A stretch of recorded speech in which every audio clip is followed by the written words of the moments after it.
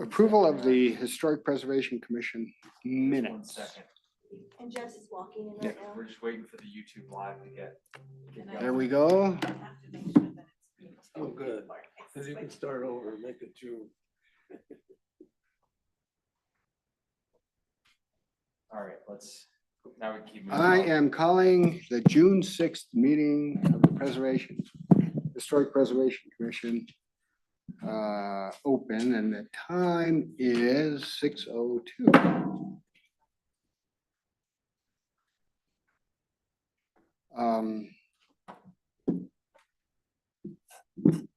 Has everyone had a chance to read the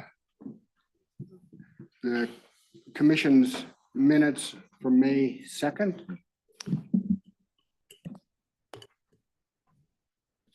It's been on. Yep, I make a motion, we approve last month's Are minutes. there any additions or corrections from the commission here? No? Is there a second? I'll second. Okay, all those in favor? Aye. It passed unanimously. I'm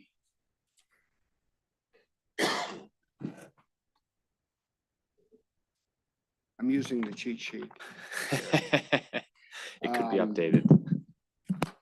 Since Is anyone in person or online that has comments that they would like us to address that are not on the agenda?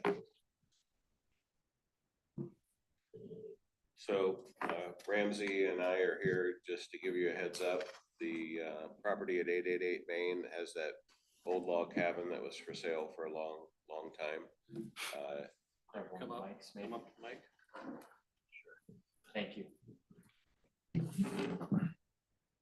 Sit here?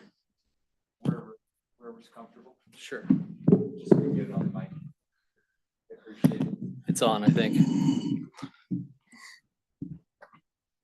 I'm assuming you got a copy of the letter, but the gist of it is that the family that owned it for a long time and had rentals in there sold it to someone who was trying to put a hotel and reuse that log cabin in some capacity, and it failed. So that person sold it to a new buyer recently, and that buyer is gonna demo the log cabin, and we just wanted to make sure that you knew about it in advance so that it wasn't a surprise. It's outside of the HCC zone district. It's not something that you would typically look at, but it's right on Main Street, so a lot of people have seen it and are aware of it. I went to the Historical Society. I talked to Linda Criswell first, because she's more about buildings than the Historical Society is more about people. And didn't really find any background on the building. Hasn't been a part of any of the surveys, obviously, because it's not an HCC. And went over the Historical Society, went through old photos for a couple hours looking for anything that showed anybody related to that property, and couldn't find any. And checked in with Sue Gray and Stephen Shapiro, neither of which had any information about some historical relationship to that property. Looked at the old aerials, back in 52 was the oldest one I could find. You've probably seen those same aerials, and it was really outside of town. There was that, and then what looks like a dairy farm past it, out to 133.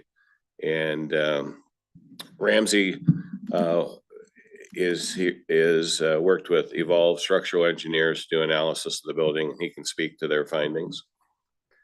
Yeah, we with the prior owner of the parcel that kind of took ownership about 2022, we kind of looked at a number of different ideas and ways to use the property, and he was pretty keen on keeping the structure and reusing it, not as sort of the ad hoc housing component it was being used as, but as part of a hotel. And as part of that, we did a structural analysis of it.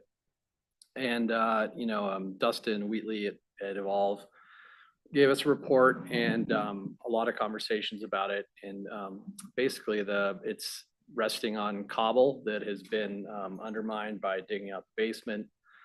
It's differential settling in multiple locations. There've been holes cut for new windows in the log home that have caused further settlement and sort of splitting of the logs. And the logs themselves are pretty water damaged and deteriorated and past their usable life.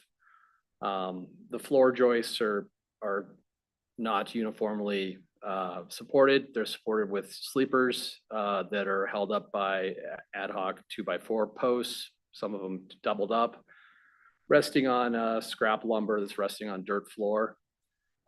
It's really in a bad space on the main level, and the upper floor is also showing some failed joists, etc.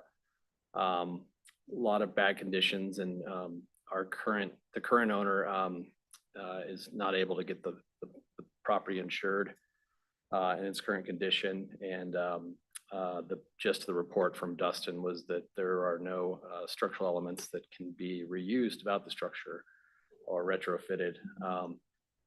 The only option there would be lift the building up. But lifting the building up, you'd have to restructure the thing first from the inside and put a modern foundation under it. Also, a bit of asbestos discovered as part of the due diligence in the property. So from a life safety, insurability, and structural integrity, it's kind of past its life. And it's sad to come to that conclusion, but that's been after a lot of analysis. 888 Main, you said? Is that right? Yes. Correct. Is that the one just next, 2 houses down from White House Pizza? Correct, next to Carbondale Family Dental. It's And, on Main Court where there's the dentist office, then there's Main Court, and then there's that building. Oh, so it's kind of two structures, right? The garage.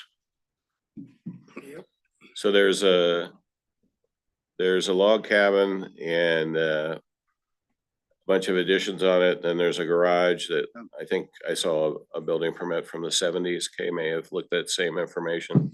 And then there was kind of a shed that turned into another bedroom that got added in the 90s. What's the zone district is that? It's CT. Commercial transitional. So do we have any review?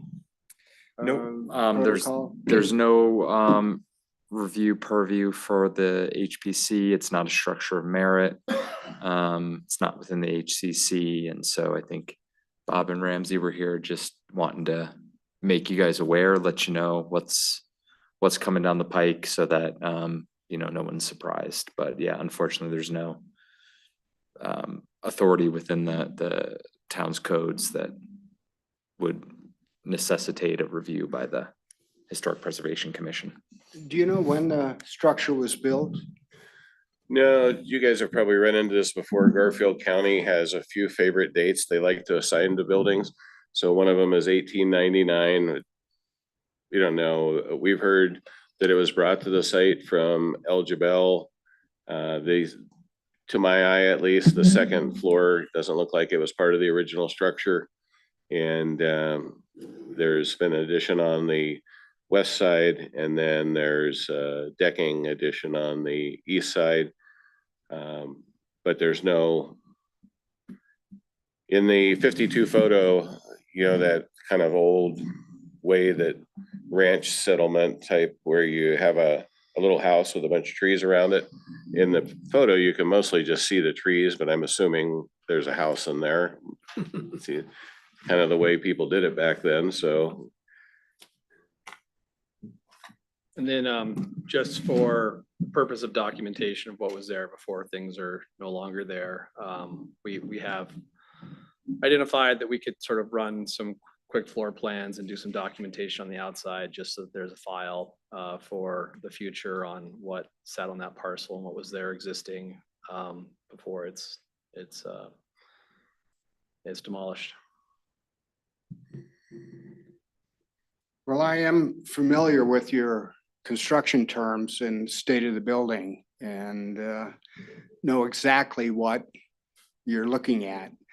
You know, it is unfortunate that it, even with the owner willing to consider that it can't go the extra yard to bring its structure back to life. You know, it is a significant building on Main Street with the historic merit, even though we haven't had the wherewithal to run our structure of merit surveys, which want to keynote our log constructed buildings in town. It's really sad to see these things lost, as you know. But again, we don't have any jurisdictional review, and if we did, we don't have any muscle to that. We appreciate your coming in and giving us the heads up. And the documentation of the existing building, I think, is really, really critical, that the floor plans be you know, described, and pictures, elevations of the old work. So at least the historians can review our past. You know, the pedestrians will not be able to. But thanks for the heads up. Yeah. Any Thank you. comments from the commissioners? No. Yeah, we're sitting on a losing battle, I will tell you. You know, the future is upon us, so. Thank you. If you change your mind, let us know. Thanks, guys.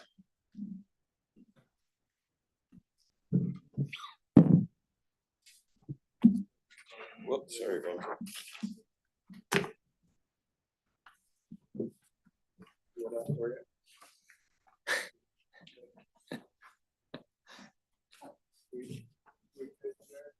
We got one more item and then you Yeah. guys are up. Action items, Old Town Residential Design Review Guidelines Update and our RFP responses. Yep, so on Monday, RFP responses were due. We received 3 proposals. One from a firm Designing Local, which is based out of Columbus, Ohio, it appears. One from Reed Architecture, who did the current design guidelines, and then one from Stan Clausen Associates and Built Environment Evolution. And so we've reviewed each of them. They're all complete, they're responsive. And so the next step is potentially interviewing the respondents if needed, and getting any additional clarification, and then selecting one of the firms and getting a contract executed. So we spoke to our CLG grant program administrator, and kind of informed them about the upcoming July 4th meeting challenge. And she allowed us to pursue a HPC recommendation at the August meeting, and shoot for a BOT contract execution on August 13th. So included in the packet, 3 options.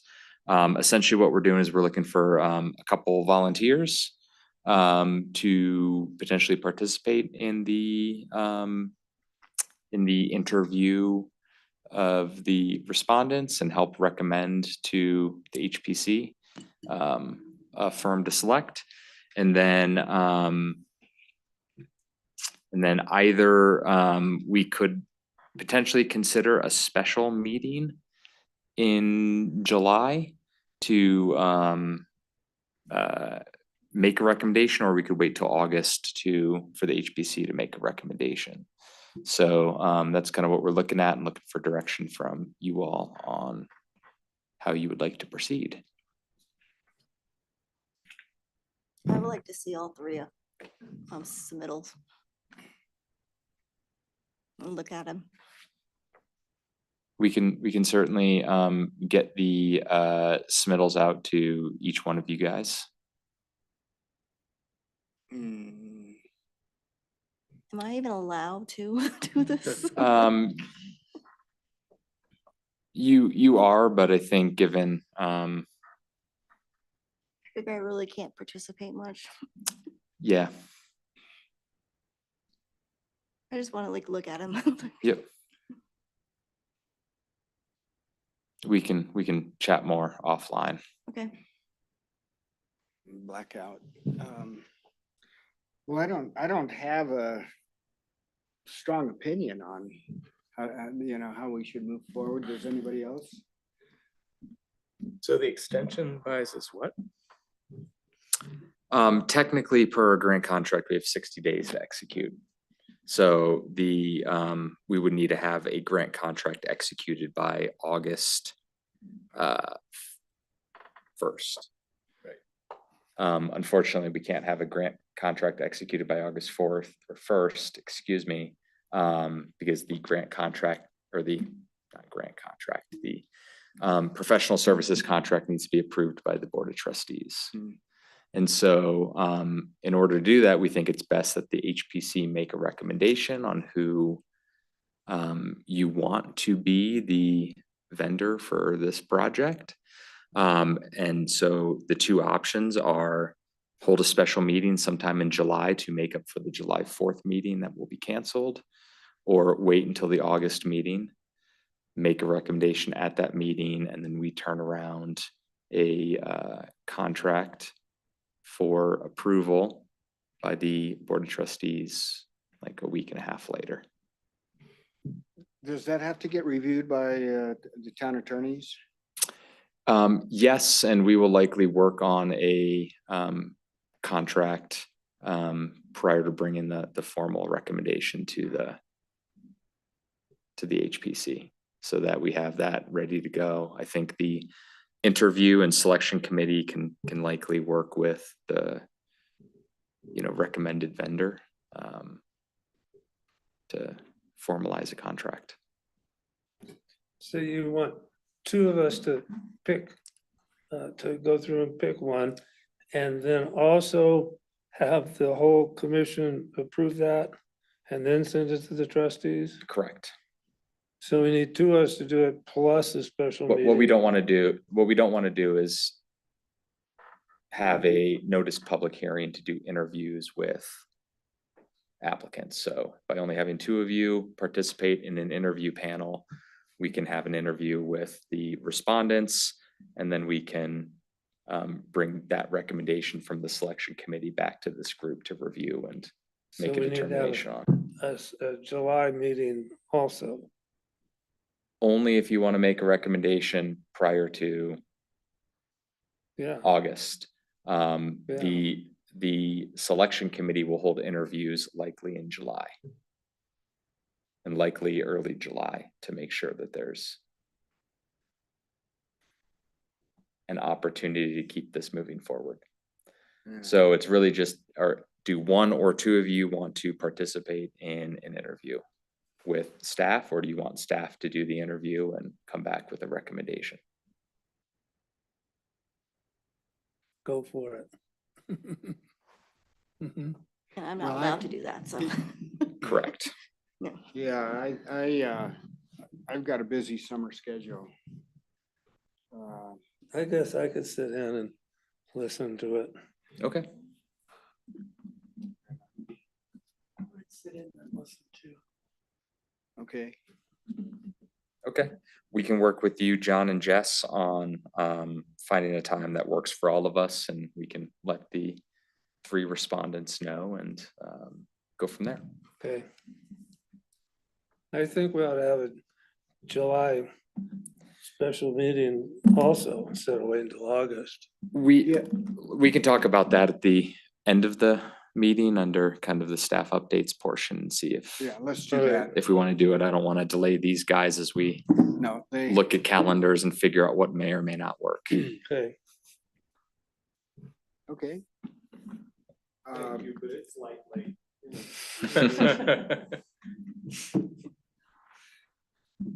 So with that, the next action item is looking at the Carbondale Playground project. So just very briefly, what's before you tonight is kind of a schematic design. The team has not submitted anything formal to the town, and so we have no formal application. This is not a formal courtesy review. They wanted to really kind of present some of the concepts of the design theme to you all, get some feedback that might help inform a future application. So just want to make sure it's clear that this is not a formal courtesy review, and you guys will have a formal courtesy review at some point in the future. So I think I was blowing the terminology completely because I was calling it a courtesy review, forgetting that that was the formal name of the review. Formal name of the courtesy review. review. My name is Gavin Brooke. I'm with Two Forks Ventures. I am representing the Carbondale Clay Center as an owner's representative and developer, and will be the eventual general contractor of this building. With me are Todd Kennedy of CCY and Will Young of CCY, the two architects involved in the project. We are here presenting 135 Main Street. That is the current Carbondale Clay Center. I think everybody knows it. It's an old CMU building that was I believe a diesel mechanics shop prior to being the Clay Center. It became the Clay Center 26 years ago, I think. And they are proposing a new building about tripling their current size in their current location. So we would demolish that building. We are in an HPC zoning, so we would come back to you for a formal courtesy review when we have made submission.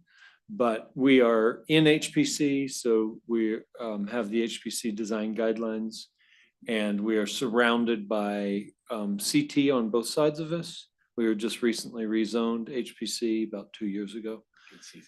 Sorry, HCC. Thank you. Too many acronyms stuck in my head. So we just rezoned to HCC about 2 years ago. We are across, I think everybody knows where we are, but we're across the street from the Marble Distillery. We don't have any structures of merit nearby. I think maybe Harmony Scott's old place on the corner might be one, but that's 2 houses down from us. Unless, as we joked, pads of mobile home trailers are now qualifying, which is what we have on one side. And then, of course, we have the small white house that just recently got approved for the food truck court on the other side. I think the reason that we're here is the Clay Center is a community organization. We are proposing a building that is on the modern end of the scale in terms of some of the finishes, but is very responsive to the HPC design guidelines in form and massing. So I think Todd will make a longer presentation about this, but we want to engage you guys in conversation about what is appropriate at that end of Main Street.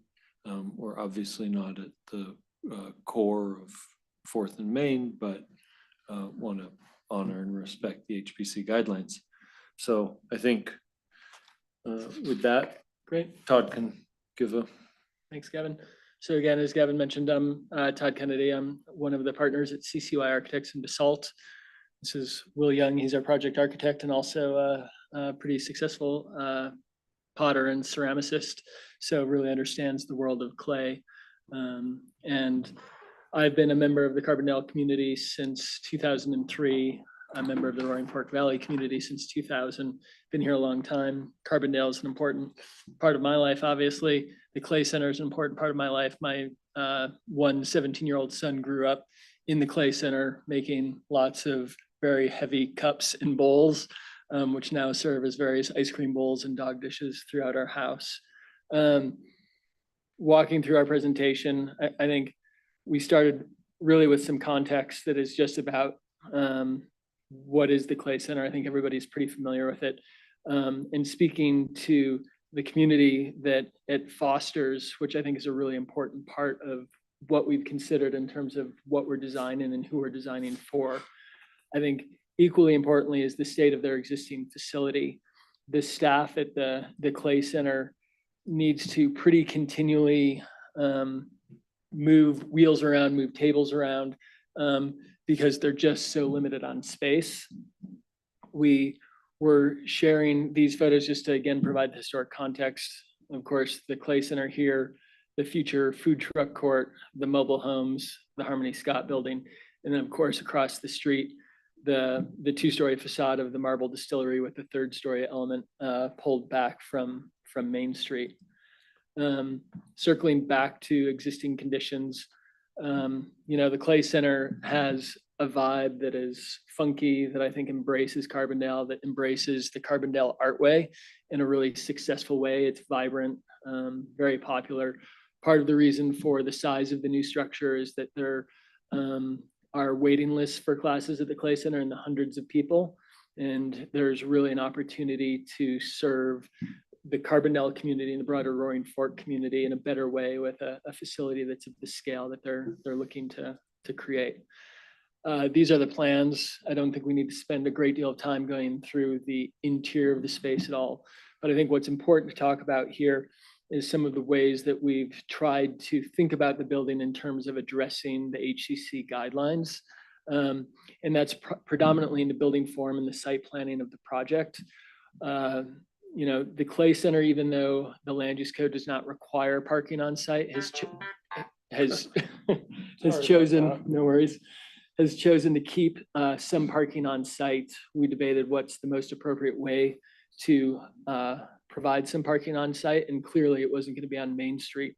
So we pulled the building slightly off the west property line, generally in alignment with the existing gravel drive that exists there today. Slight adjustment to the curb cut to provide 4 parking spots, one of them accessible, so that there are members that have clay studios at home, but not the ability to glaze or fire, can drive, easily load their work into the Clay Center and then leave. I think one of the other opportunities we thought about with the parking was that one of the things we heard from the Clay Center staff, the board, and also their community is that the importance of open outdoor space for events, for gathering. And so really both the drive aisle and the parking are envisioned as being able to be utilized for special events, not allow cars to park there, set up an event tent or mingle outside, replacing the front yard. And so we're able to bring the facade of the Clay Center to Main Street to reflect the HCC guidelines and the historic conditions that exist further down on Main Street at 4th and Main, for instance. We focused on creating the idea of a recessed entry with that. There's a series of storefront windows, one into gallery, which is this space here, one into lobby, which is this space, and then one into the maker space, which is actually the Clay community workroom and classrooms. So really trying to create engagement with the street, engagement with the pedestrian, and creating opportunities to look inside the building. I think one of the other important things about the creation of parking is we felt that there's a real opportunity to connect the Rio Grande Trail, barring conversations with RAFTA, there's some grandfathered connection between the Clay Center and RAFTA today, but continue to explore enhancing that connection further and really making a strong connection through both the west side of the property and through a narrower east side of the property connection, so that there really starts to be this porous connection through our site between the Rio Grande Artway and Main Street to help support events that the Carbondale Council for the Arts is doing, that the town of Carbondale is doing, and just create some synergy between the Rio Grande and Main.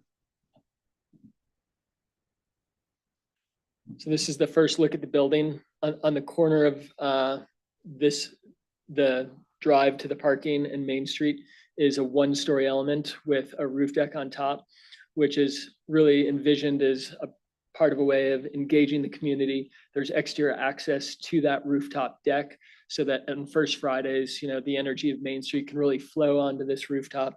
It's a one-story element that's thinking about the historic proportions of Main Street. And again, you can see the glazing that invites people to look into the gallery space. We'll get into the materiality of this element a little bit later. Then you can see our strong horizontal element of our entry canopy, as well as the storefront glazing system at the lobby. And then of course, the windows into the makerspace that we spoke about. From this facade, we've really focused on this idea of a simple two-story building that's rectangular in form, speaking to the HCC guidelines of keeping buildings simple, straightforward, and understandable. In terms of the second-story facade, focused on not directly imitating the historic groupings of double-hung windows, but reinterpreting that with a more modern, slightly playful approach, but certainly treating it as punched openings within a two-story facade. There's a notion of a base and a top, like many historic buildings. From a materiality sense, we've explored a lot of different things for each of the materials. And where we've landed is for the gallery piece. Let me go back here. For the gallery piece, if you guys are familiar with gabion walls, you typically see them in like soil erosion control. It's wire mesh that then has river rock within it. We're proposing that there's a similar idea, but rather than filling it with river rock, we're actually filling it with glazed fired ceramic, so that there's this iconic element, this iconic identity to the building that allows it to be quickly and clearly identifiable as a place about the arts, and in this case, about ceramics. I think there's also an interesting tie to the fundamental clay-based nature of brick, the fundamental clay-based nature of ceramics, and the tie between, again, the historic core and brick buildings and our use of clay, but in a different way that really speaks to the occupants, the use of the building, and makes a really unique feature on the front of the building. In terms of the other primary material is this folded metal. And the way that we've approached this folded metal is to think about what it is that makes brick buildings special. And I think one of the most important things that makes brick buildings special is the way that masons can use a variety of techniques to lay up the brick to create a play of shadow, light, and texture across the facade. So we used a variety of folded metal panels that are all slightly, not all slightly different, but there's 4 or 5 different profiles that are modeled together to, again, create a building that is dynamic like a brick building would be, and really embraces the sense that as the light moves across this facade, how you interpret the facade is going to change depending on the time of day. I think some of the other important features, sustainability, obviously very important to Carbondale, important to Gavin, important to the Clay Center, important to CCY. One thing we've done is on the roof, we've used a series of what we refer to as sawtooth light monitors, which you can see here. Those really are serving 2 primary purposes. One is in terms of maker spaces, creating art. South, east, and west light is really bad because it creates a lot of contrast. So those light monitors are facing north, bringing in a really soft light that really enhances the quality of the work environment in the Clay Center. And then one of the advantages of that is that we create all of these south-facing surfaces that now are the perfect receiver for a solar PV array. Well, I'm trying to remember, we're close to accommodating 50 kW on the roof. That probably won't be all installed at one time, but it will be installed over a period of time as the Clay Center is able to raise the additional funds necessary for that. They're also pursuing some grants that could make that possible from the beginning. This is an aerial view from above the 4-way stop, just sort of understanding its context in Telluride, seeing the marble distillery here and the 2 Wrong town. We're looking a Sorry. lot, we're looking a I lot think we of can mountain take a towns. vote now. Steamboat. Carbondale. I do live in Carbondale, not Steamboat, I swear. But seeing the scale of the other buildings further down Main Street, starting with the distillery and of course at Fourth and Main, the historic buildings that exist in that part of town. This is the view from the Rio Grande. From this view, you start to see those north-facing sawtooth clear stories. You see our parking area, really working to create, a bit of a pocket park for, people that are in the Clay Center to be able to take a break, step outside, breathe some fresh air, an opportunity to work with the Clay Center and Carbondale Arts to think about the opportunity for sculpture. This element at the back is what is called our kiln shed.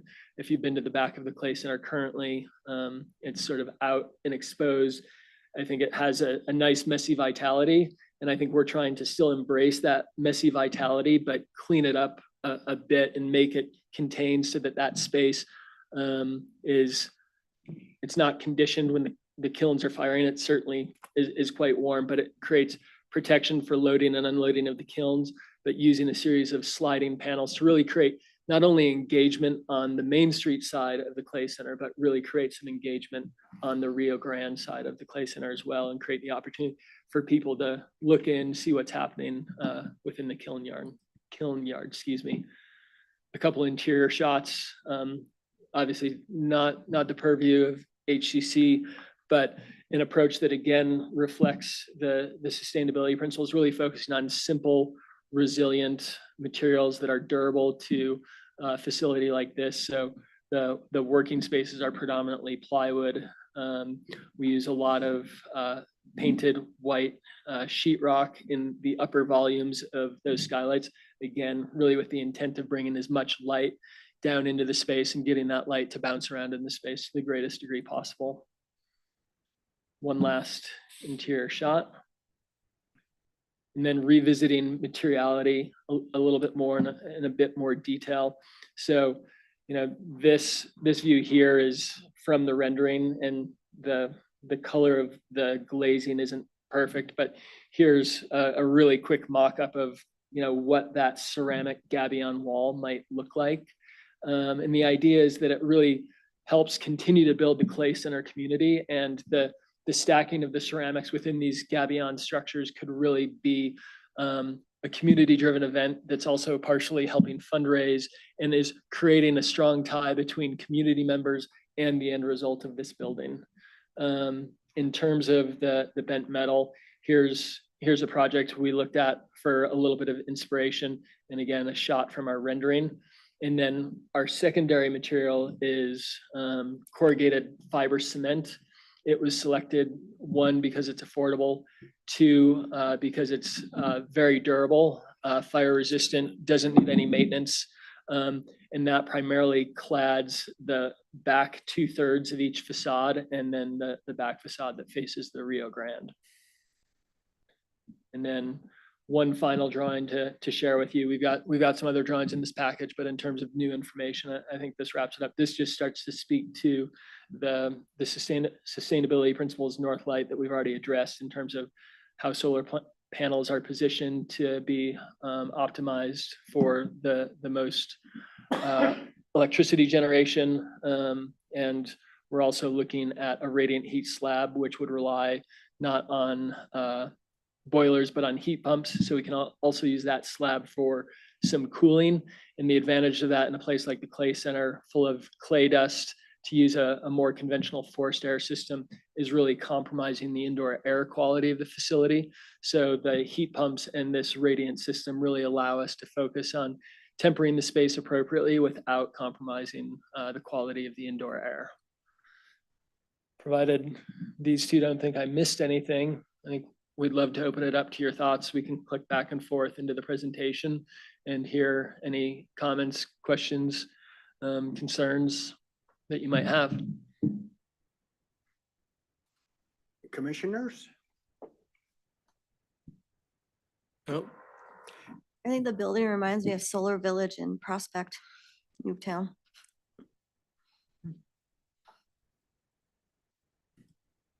And a little Corbusier feeling in the front.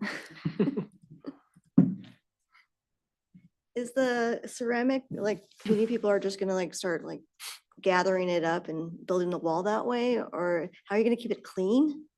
It could be power washed. And it's funny, as we've started to share this with the clay center community, like the number of hands that have gone up, like I've got so much clay that could go into the gabion wall. There's been a lot of excitement around that idea. And I think there's a real opportunity in that.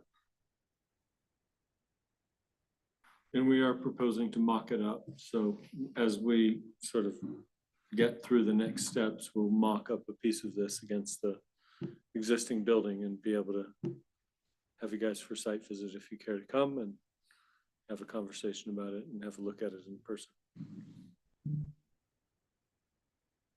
I really like the sawtooth aspect of it. It sort of feels like that should have been in Carbondale from the beginning. It's that part of town that's kind of industrial. I really like the playfulness of a lot of your materials. I think playing with textures is really important with this, and I encourage you to go full on with that and finding, you know, unique, inexpensive, durable materials that have texture is a little bit what Carbondale's about. Yeah. I feel like the front of this building is kind of lacking some historic something. It feels very modern, and I think if you were to explore the idea of cornice or some sort of window details in an abstract manner, it might start to read a little bit more historically. And I don't mean sort of go postmodern on this, but you know, if you look at a lot of Alvaro Siza's work, he's a genius at, you know, just picking up a line. And unfortunately, there really are no lines or, you know, other contexts aside from across the street, and that's fairly recent. But, you know, picking up something, you know, from further in town that might travel out to that distance of Main Street, which Great comment. for a long time was just desolate. That That would be my, comment in particular, Jess, we are picking up that 14-foot plate height that Mhm. is required for that second floor. So that is sort of a recognizable datum, Dimension. if you will, or dimension around. So we do have that, and maybe we play it up a little bit more at the front elevation, and I appreciate. it just feels very modern, that front part, and the back Right. feels, you know, like it should have been there Right, from the beginning. and I'd like that to sort of carry onto Main Street. those are great, those are helpful commentary.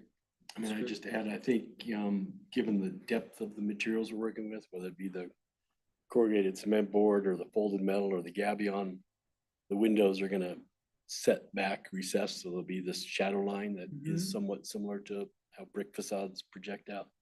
It's hard to pick up in the renderings, but that'll exist. So I'd like to kind of chime in on Jess's historic aspect of it, that really the only historic part of this thing is the lot. Originally, it was the Dinkle's mercantile and lumber mill shop that got burned down. They had a bank in it, and they rolled the bank safe down to the Dinkle building after that. And you know, it's kind of an industrial part of the old town aspect of it. And it is an historic commercial core.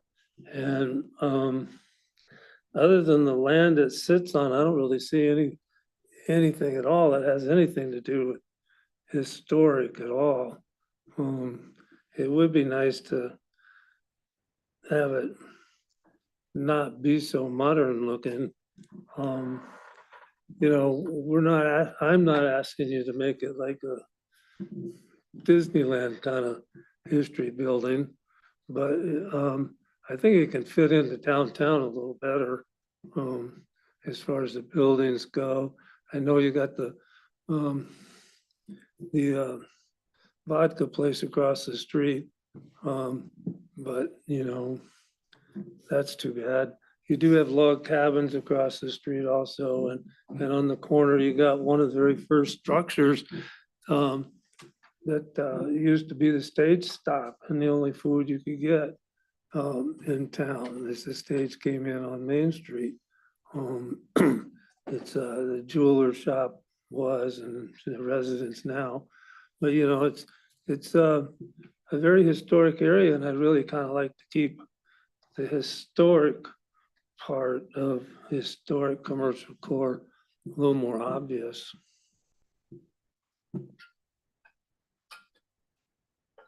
I'm all for the Clay Center. You guys are doing good. It's a wonderful thing you're doing. It just I'd like to see a little more historic part to it. I think it's the skinny like poles that you have in there. I'm not sure if it's steel beams or wood, like in front is between the lady that's waving her hands and the person sitting. It just makes it look so light there, but maybe we should have the ceramic keep going down on the other walls.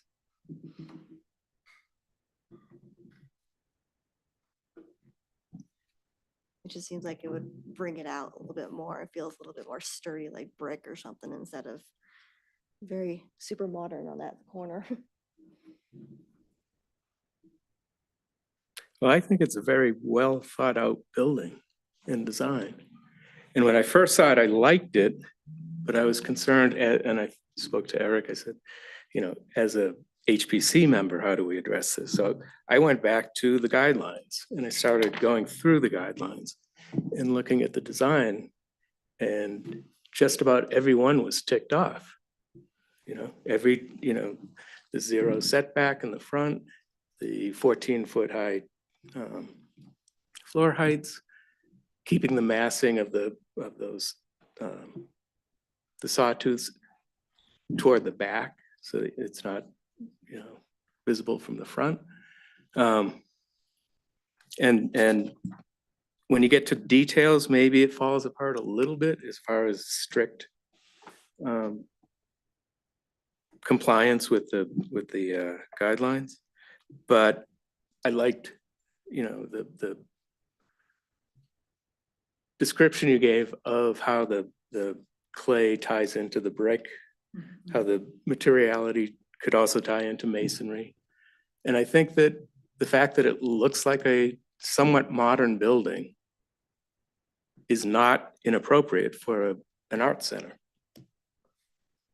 I think it's very well done as a balancing act between doing something that's going to provide great space, engage the public, because right now that Clay Center is kind of foreboding. A little intimidating. Yeah, Kind of. and this just looks like you want to go in it. I want to go in it right now. So I think it's really well done. And I do have concerns with the gabion wall of, you know, is that going to be a target for kids with rocks at 2 a.m? How do you, could it be something that gets, we've seen where, churches have the wine bottles embedded in the wall and it actually throws light into the, something. I like the idea. I'm not sure of the execution right now. That's just my opinion. But we're definitely going to mock it up, but we have talked about the Frank Lloyd Wright slip forming version of something like that, where the stones appear but have been slip formed into concrete essentially. Yeah. As an approach. We are experimenting with this. So just simply as a buildability question and then a durability question, I agree with you, although I'm a little less worried about kids taking aim at it just Yeah. Because they could take aim at a window too, right? Like, I Yeah, mean, maybe that's it's a little less spectacular when you hit a pot than a window, but you know. It's gonna be a good entrance from that side with, once the food Yeah. court Hmm. building goes in and this one behind it. It's gonna look really nice.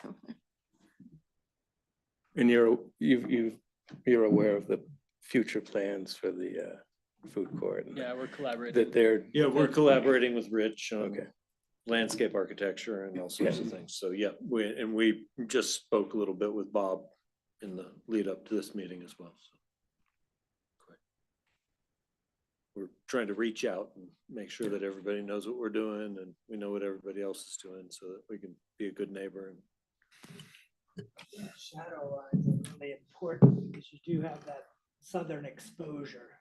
Mhm. What can you do with shadow lines and still bring in some history with that? Maybe. I just wanted to mention one other thing. Thank you for bringing that up. Eric and I live next to a house that has white corrugated metal siding on it. It's bright. It's really bright. we have been toying with color as well. Yeah. So really bright. I would say the white is maybe not in the definitive category at Yeah, this point. and- I mean, I like the looks of it, but having lived next to it, it's reflective. It makes the space in front of it almost, makes my backyard almost uninhabitable in the afternoon. We That's are all I'll say. we have looked at, so there's various sheens of pre-finished metal Mhm. and there's a dull, non-reflective, and that's not to say that it still wouldn't be bright. It's still certainly bright. But again, I think we are still in the process of exploring, is white the right choice? So that's been some of our own critique as well. Where are you using the cement fiber board? So it's predominantly on the rear portion In the of the building. rear, So Because that's a great material. some of it is here. There's also a little bit that wraps the corner on this ground plane here. Let me just click back through. Oops, wrong way, sorry. So here again, you're seeing it up on that upper level gallery space. Again, here at that it's- southeast corner. Yeah, it's not going to produce a lot of reflection. Yeah. It's really, And then really along a these soft material. edges. So anything that is reading as that sort of soft beige gray color is intended to be that material. Does anybody want to play with? Sure, let's check it out. I've seen it before. Thank you. Yeah, this has been around a while. Isn't this from the 30s or something when it first? It's been around for a long time. I don't know if it goes back that far, but You might be thinking of corrugated fiberglass, which is Yeah, very common. This is yeah, it's a great kind of material. used a lot in Europe in agricultural. Did they screw it on or? yeah. Yeah. So I agree with Mark. I think it's a really, really good response, floor plan wise, to the building's needs. Does it have housing? Is there a housing element? There is not a housing component to this Yeah, at this point. it's not certainly not a requirement. It's just a need, I'm intrigued with the gabion. And I too have reservations. I think you'll have to use a really fine mesh, maybe stainless steel, because the shards there are going to be shards, and they're going to be of different sizes, and they're subject to breakage in place and smaller shards being formed. So at first I was saying, well, gabion, it's been overused, it's a little trite at this point, but it's intriguing to think about it in this case, because that corner is your building signature. It is who you are, and ceramic pieces will trigger this kind of primal response. One thing you might think about if you go back to the picture of the elevation is back there. You've got a nice glass corner to the west. You might consider doing that to the east as well. And that would reduce the amount of pedestrian interaction with that wall, as well as give the building an opening for people that are walking from the east to the west. And I'm curious how high that wall is. Is that 14 feet? It's the gabion wall. Yeah.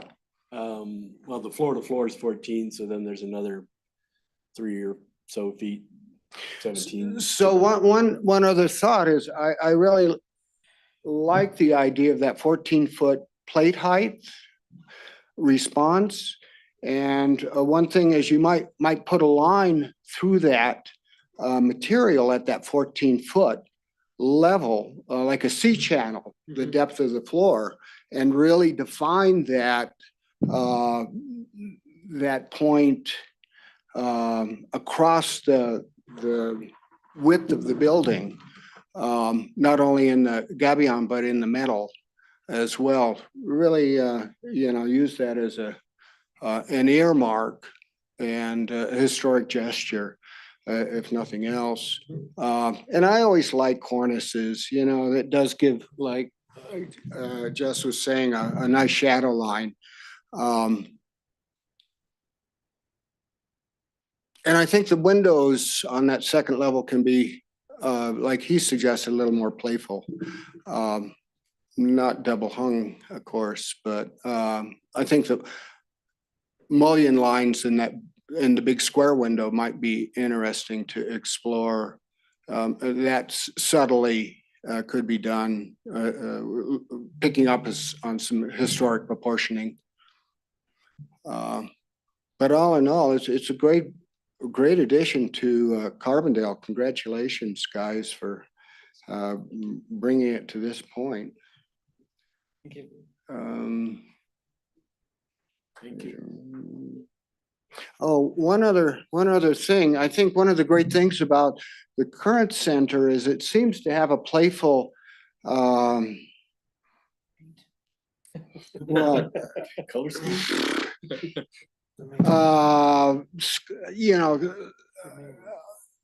And I think changing sculptural components to the front piece.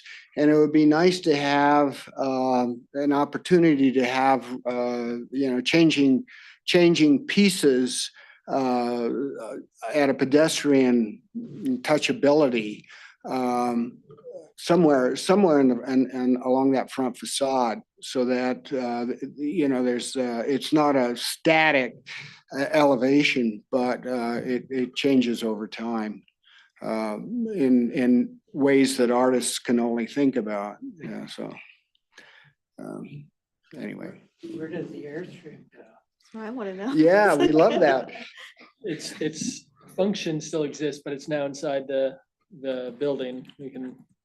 I think to call it a lobby is a little bit of a misnomer, because that's really retail gallery is what you enter into. There will be a greeter or a person at a sort of front desk situation there, but the idea is that the current function of the Airstream, where there's purchasable art at all times, becomes that first entry. The gallery becomes a more art presentation gallery, and there actually is a second gallery upstairs that flexes between boardroom and gallery that's adjacent to the roof deck as well. So there's actually really three kind of ceramics display spaces, in a way that currently there are only two in the current center, and the square footage of that increases by 3 or 4x. The reality of the Airstream is that Allegheny probably finds somewhere else to put it. It might be here in Carbondale. might not be the Clay Center Main any Street longer, location but you're- yeah, it could be another Main Street location. Future food truck right next Yeah, I was door. gonna say. Right there. There we go. Gotta have cups to bowls. The mobile retail. Exactly, mobile retail, pop-up retail. Well, thank you for your comments. I don't know if there are any others or if there's any follow-up, if you would like to continue to share with us. I think we will take those in and look at some of the things we've just talked about, sort of accentuating, just make sure we heard you, accentuating texture and detailing a little bit, maybe considering cornice, maybe going and thinking about reinforcing that 14-foot floor plate in a way that makes it more legible at the front, so it reads it more with historic reference points. I think those were the 3 or 4 big items, and of course I took notes about what. Are you gonna Each put of some more bike racks in the front parking? There 'Cause I are some saw them in the actually over back. on the side. So to both sides, there are bike racks, and I don't think there's one at the front right now. I only saw the one Mainly that's on the because trail. the sidewalk there is really narrow, actually. And as you push up against it, so we've set the building back slightly from the sidewalk to give a more gracious sidewalk in front of that area, but we're just afraid that the bikes actually then sort of, 5 to 6 feet of depth gets sacrificed to them. So we have some bike parking on the side and we have some bike parking around the back as well. Yeah, that said, it'd be interesting to see the landscape plan because there's a lot of hardscape. Currently, we're just in our design development phase, and there's still a lot of design iteration going on, discussion. But I think the connection to the Rio Grande Trail is really terrific. That's gonna be a hidden gem for all the car drivers. But yeah, that's a beautiful thing. So yeah, they'll be back for a formal review. Hopefully there'll be some iterations that kind of respond to some of these comments. And, I think at that point we can have the formal courtesy review and And we'll target August, I think, if we can get on your August agenda. So Yeah, we we'd can like be to in- target. we can be in touch about that. Okay. Okay, Thank you. thank you very much. Thanks for your time. Thanks for the feedback. Thank you. Really appreciate it.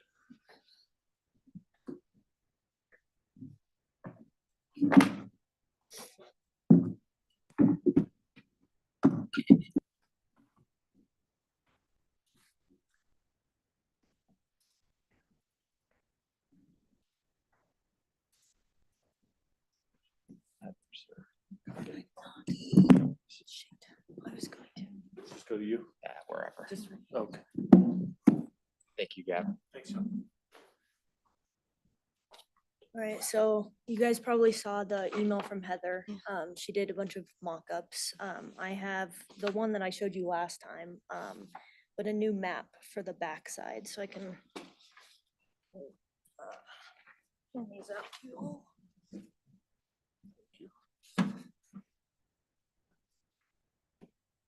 And I know we're running low on time, so I'll just.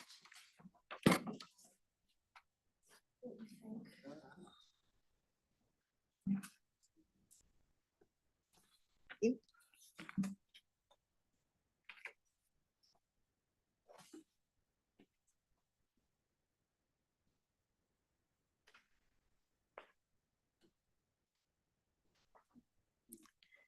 We assume you all had a chance to look at Heather's samples that she, or Mhm. not samples, options that she prepared.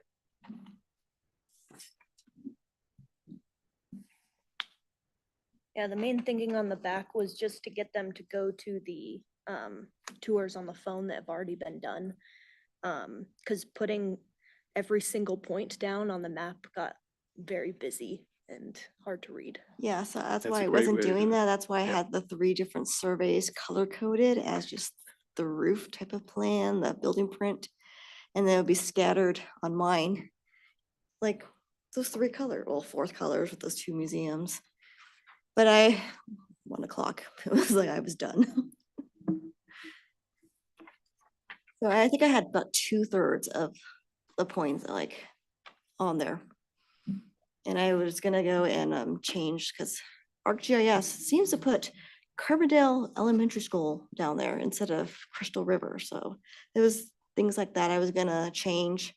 I'm not sure if you really need to have the elementary school and the library labeled on there either, and just mostly just the building prints popping out and just the streets probably. But I want to know if the opinions of anybody really wants like the Carbondale Clay Center, like wording that came in on the map, but I can just take it off. And again, Yeah, on this front cover, the log structure on the very far right end. Isn't that the one they're talking about, talking down? Now that's, I don't know. This one? No. isn't that the historical? I think that That's the is. historic out on 133. Yeah. That's the museum. It's the, the jail. Mhm. So, Good, we won't be knocking that one down anytime soon.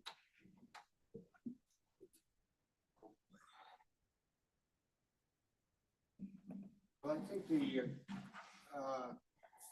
yeah, the 4 walking tours and the color, and then the naming are all very, very clear, and I think suffices for you know, the routes that are taken.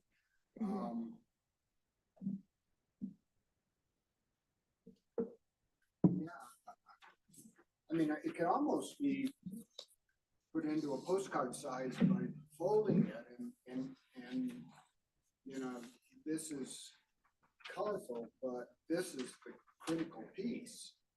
Mhm.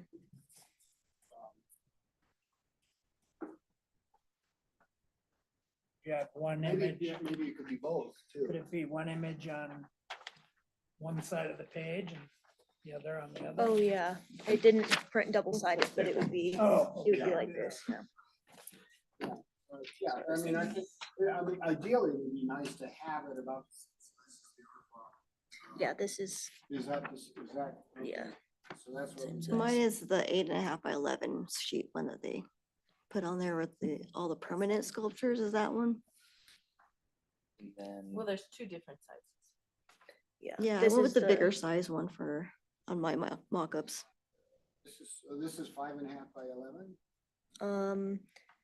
Yeah, I think it's about 5.5 or 6. Yeah, size. Mine are like it's letter it's bigger size. than half size. It's bigger than half size. It- Maybe 12. Didn't we make the streets darker? Not just the ones that have the names on them, but all the other streets that we kind of use a reference for Mhm. Glacier, you know, all those others. Might just be my eyes, but it's hard to see where the streets are. Yeah, it could, like, the color blocks could definitely be more like transparent, so you can see underneath. It didn't really print out as well as I'd hoped it would. But yeah, it could definitely be. You have a pen I can use? It has been in your mouth. Thank you. that happens. Okay, so now what? And so I think kind of what we'd like to see is, you know, to Jess's point, I think the original idea was an image on one side, the map on the other, kind of a dual-sided. Is there, you know, are you guys comfortable with the map that Ellie produced? You know, I'll pull up, I've got Heather's items here. Would you prefer to see something more along the lines of this type of a map? And then for the front cover, you know, is there a preference between kind of some of the options that Heather produced here for kind of the grab your eye? Or Ellie's, you know, I think what we're really just looking for is a Like direction decision one going. way or the other to say, let's use this, let's use this. And then we can try to get some of these printed up and get them out hopefully this summer, as opposed to wait until August to. I liked your kind of layout because red is one of the premier houses. It's in there twice. We need to replace that there- image. Yeah, but That's Eric's house. I think this is good because it sort of less identifies each structure. Right, it piques the so that interest. there's more autonomy involved. Okay. And it's something that we can change throughout, like a couple years later, and we could put different pictures in Sure. once we get owners' permission to start using theirs. Yeah, that, Because right now, we're only using the ones that we have current permission with. yeah, that's, so I'm more What- drawn, I'm And more then drawn to that. The other one is actually Windsor, but it's like something we can do is take one of our favorite buildings and get it watercolored, like as a front piece. But that was the mock-up of the other one Is purpose. there a preference between these two, the All color or single? color or more of the faded version? I think the faded one is a little easier on the eye. Okay. Just because certain parts of the colored one jump. Okay. Yeah, like it's an older, almost sepia feel Yep. to it. So you prefer that over the one on the left here? Yeah, I'm sure gonna replace one of the old reds with them. Kim's house. Okay. Well, what we can do is we can move forward with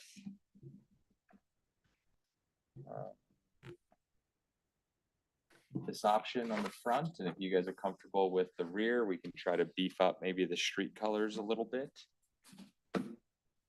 I'm gonna And we bring, can email around a kind of a two-page sample to get a thumbs up from people.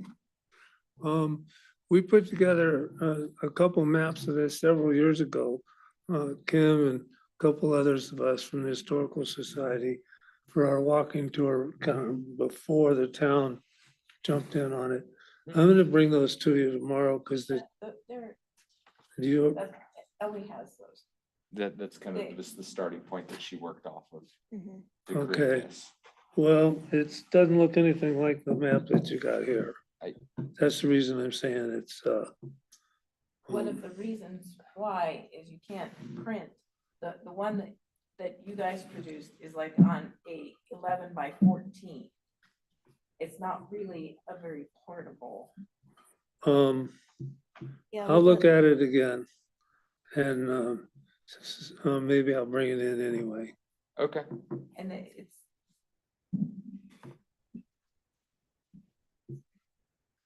Okay. Anything else, commissioners? Nope. Okay, action item 4.4. Trustees work session. Oh, So,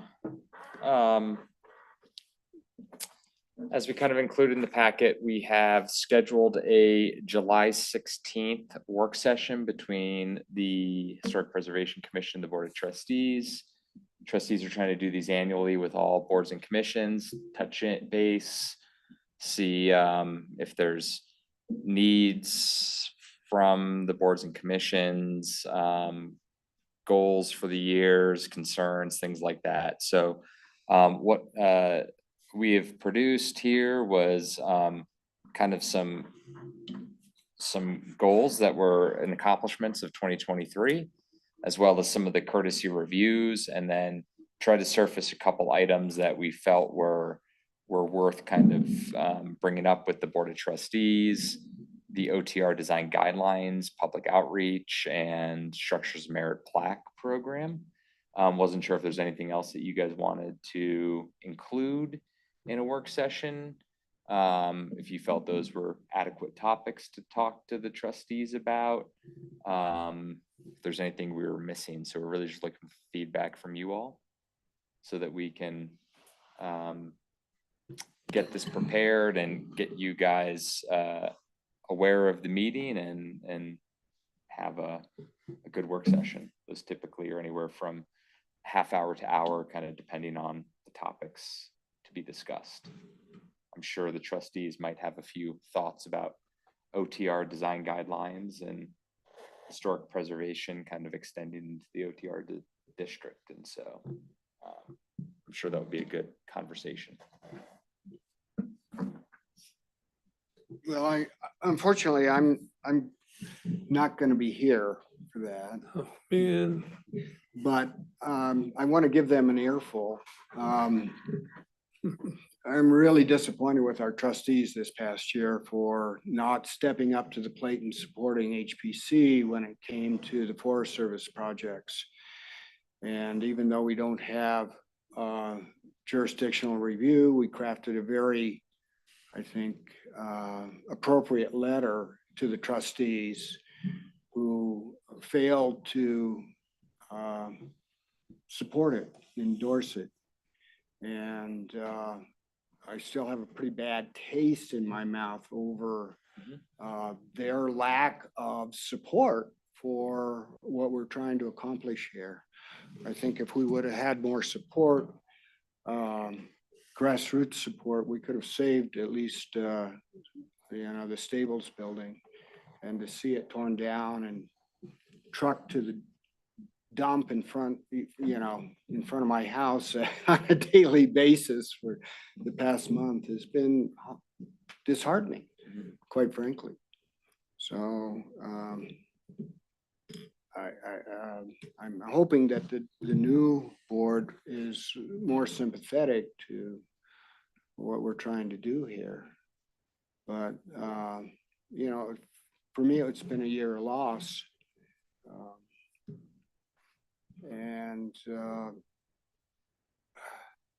I just wish we had more ability to, save our heritage. And so it's frustrating. And on to that, it seems to me that historic preservation is not just about buildings. We could have put a lot more effort into saving historic trees on Main Street as well. Yeah. It seems very unforesty for the Forest Service to chop down a few of the major spruce trees we have on Main Street. Yeah, and we couldn't have stopped it. We could have at least made that comment. And in my point of view,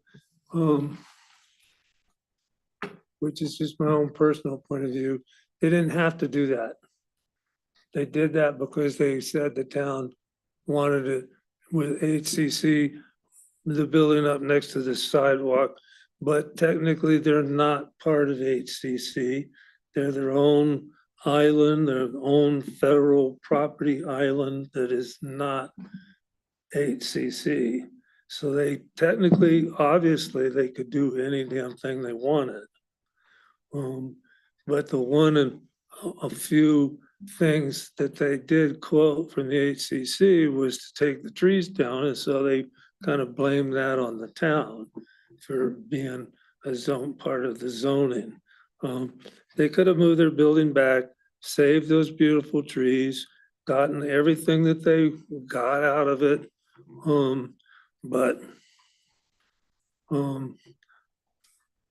So there, that and the fact that they got out of public review, they had a very minimum amount of public review based on the fact that they called their project a repair and maintenance project, according to the Forest Service guidelines for when they do a project. So the intent of this isn't to rehash the entire conversation tonight. It's Right. really just to make sure that we have these topics, and that's appropriate conversation for your conversation with the trustees. Okay, yeah. And so if you want I'm to bring just those throwing it up, on, they'll gladly, you know, discuss kind of their rationale for that, but we will certainly add, you know, the US Forest Service building process to the list of topics that you guys would like to discuss.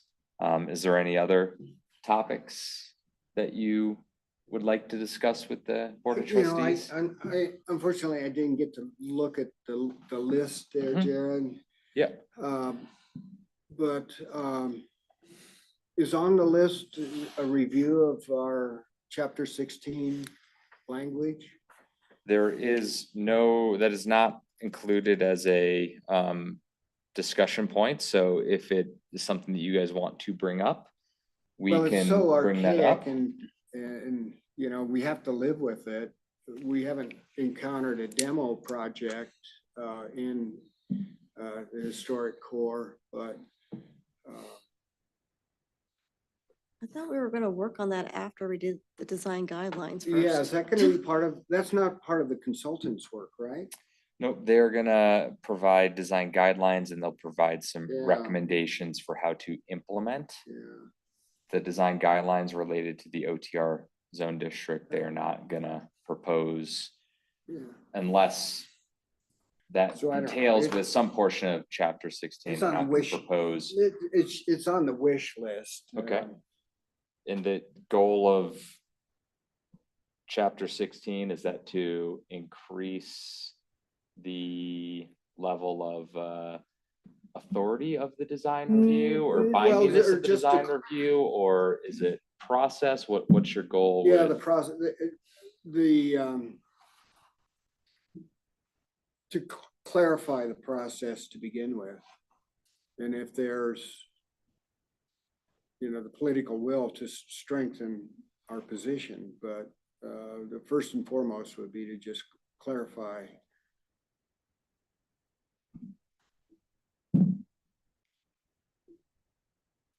Okay.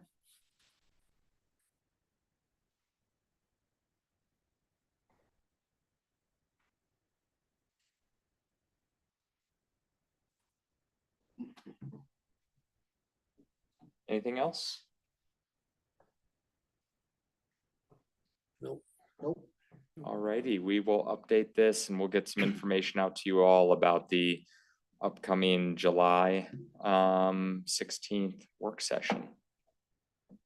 6 o'clock, or do we know yet? Yep, Oh, they are meet we, at 6, figuring but out if we're doing a July special meeting for, so, or we're just gonna go with the two people that are gonna be on the committee? so they are, we'll get to that in a second. So they typically have their meetings start at 6 p.m. We will know the Thursday prior if it's the first item on the agenda, later on the agenda, what that is. So we can reach out, but I believe the goal of these are to devote Board of Trustee work session meetings for these work session items, as opposed to trying to fit it in with other regular business and then shortchanging the conversations with each of the boards and commissions. So, yeah.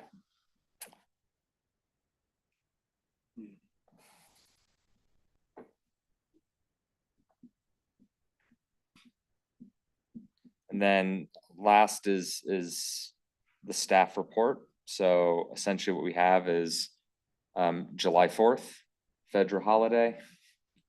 We will not be here, so we will not be holding a Historic Preservation Commission meeting. One item to discuss is there a desire to reschedule that meeting? There are extremely limited options for rescheduling those meetings. So Kay, maybe correct me if I'm wrong here, but the first Monday and second, No, first and second Mondays are not a possibility due to court and other boards and commissions. the first and third Mondays are not available. The first, no Tuesdays. And then the third Wednesday would be available, or the second Monday or the third Wednesday. So July 8th or July 17th are really the available dates to potentially reschedule. And that's due to the other boards and commissions that we all have. And so is there a desire to have a July special meeting? And if so, what would be the purpose of said special meetings? One thing that we do not want to do is we want to respect each applicant's or each RFP respondent's response and keep that information as confidential as possible. And so what we do not want to do is have this included in the packet. So we will share these with you all. But there is information within each one of those that are, should not be shared with the public until once the town has selected who our preferred vendor And is. executed the contract is when And they. executed yeah. the contract. And that's something that we've done with all of our contracts, Map Carbondale, comp plan update, things along those lines. And it's trying to be respectful to the respondents. So part of the reason why we asked for 2 members to participate in this. If possible, there's an outside chance that if we did have a meeting on the 17th, staff and Jess and John could have an interview prior to that. And we could have a recommendation, discuss that recommendation at that meeting and make a formal recommendation or see if there's additional clarification that we need in order to make a formal recommendation in August. So I think that would probably be the main goal of a July meeting if you guys find that's necessary. We wouldn't be able to do that if we did the 8th. We could do the 8th, but we would be very limited as to when we can schedule a interview. Reviews might not happen before that. Correct. I am out most of next week. Kay's out the following week, and actually the following 2 weeks.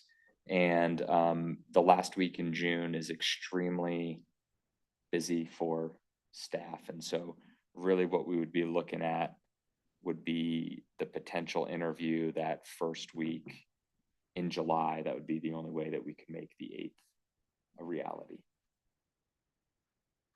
So the 1st, 2nd, or 3rd. I think that's how we ought to go. See if we can get the interview done and then get this board's approval of whatever on the 17th so we can kind of keep that ball rolling and get it to the trustees in time for the grant. So you're thinking the 17th is when we have the meeting on the Wednesday? On a Wednesday. I may or may not be able to make it. Planning Commission at Garfield County Well, at 6 p.m. on Wednesdays.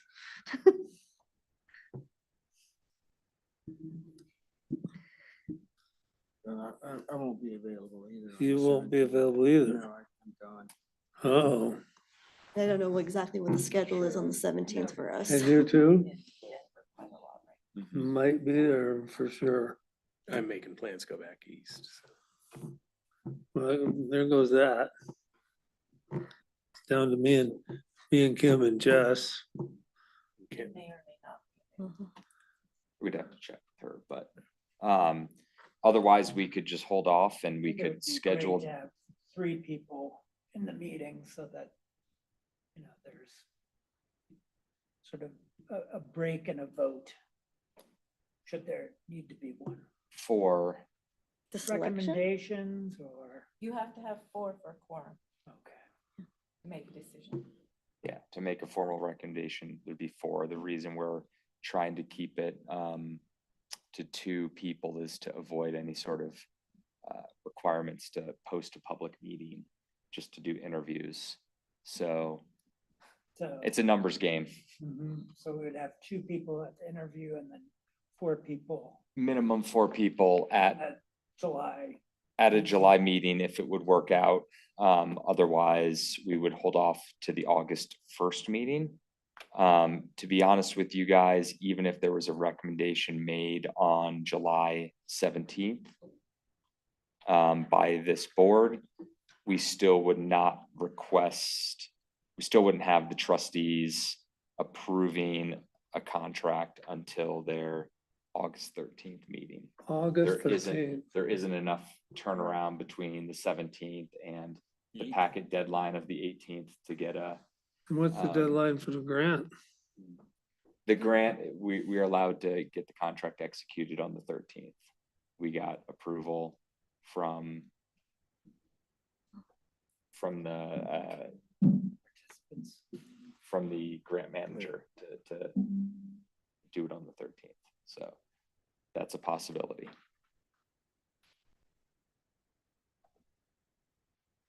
So if we get this board's approval on the 17th, which sounds like it's not gonna happen anyway. Right. It's Then we'd wait till August. And sound like that's the, you guys gonna be here in August? Yes. I hope so. You gotta come back sooner or later.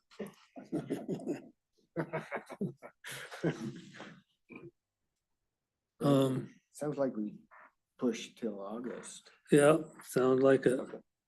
sounds good. Well, we will work with you guys to get some interviews scheduled so that we can be prepared to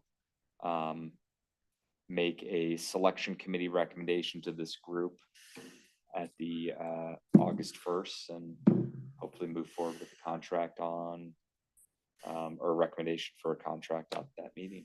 So are those interviews gonna be with Zoom or in person or just reviewing the written material? It's probably going to be a bit of both. The local respondents might want to show up in person, but I don't suspect that the firm from Columbus will fly out for an interview. They'll probably Zoom it. The one named local. The one named local, correct. It's local to somewhere. I had never heard of it. I looked it up. I'm like, Ohio, really?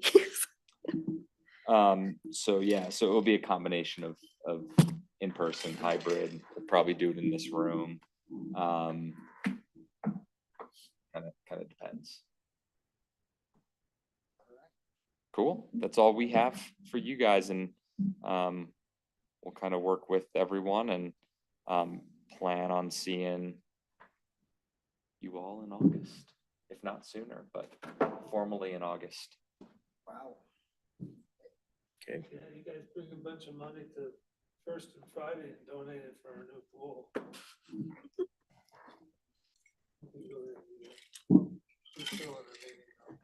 Correct. So is there any more business? Is there a motion to adjourn? Motion to Jess adjourn. makes a motion. I'll second. Don and Mark's second.